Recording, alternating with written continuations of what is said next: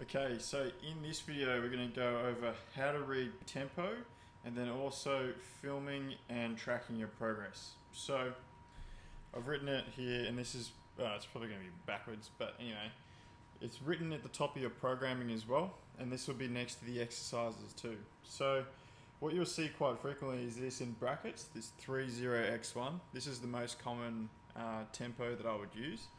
And essentially it's broken down into 4 phases, alright? So you've got your eccentric phase, you've got the pause, you've got the concentric phase, and then the pause, okay?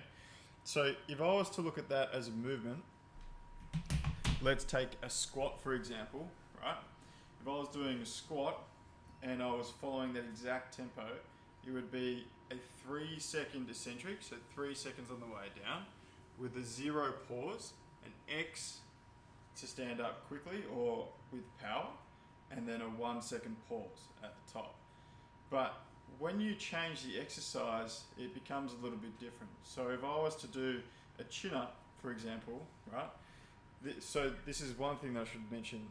The eccentric phase is always the first number in that tempo bracket, right? So it always starts with the eccentric first, which is 30x1. The 3 is the eccentric, okay? So when we look at a chin-up, it doesn't necessarily start at the eccentric phase when you're hanging, right?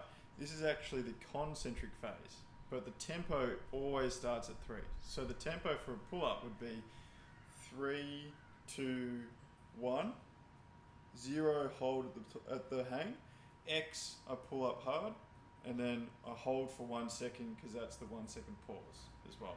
But if it was a push-up, I would be starting at the top, right? So the eccentric is the first number and also the first movement that I would make.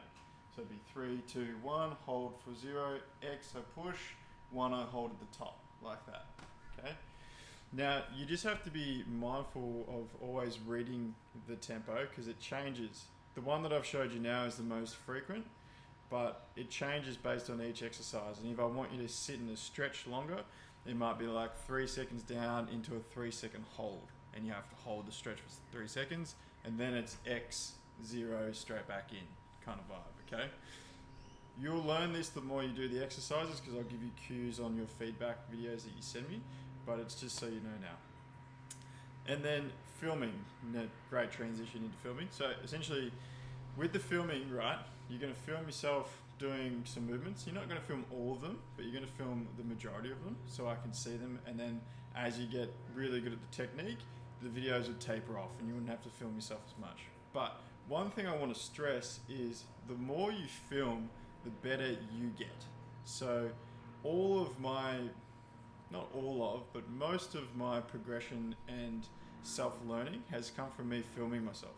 Like I literally film every session I do, I film most of the exercises I do, and I'm always looking back at them and trying to see if my form is good or if I need to change certain things. And it's this feedback that you give yourself that over time, you pretty much train and you learn how to do it yourself. Now at the beginning, you're going to look at a video and you're not going to know the difference whether it's right or wrong because you're not sure of the technique, but that's what I'm here for. So you send me the video and I go, hey, you need to lift your chest more, you need to control your tempo, you need to do this, you need to do that.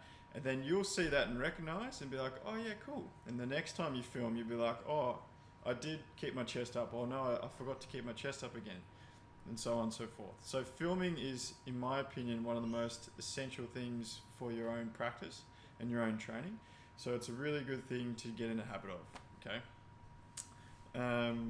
And also tracking progress. So filming is one form of tracking progress, but photos is another. Tracking weight progress is another.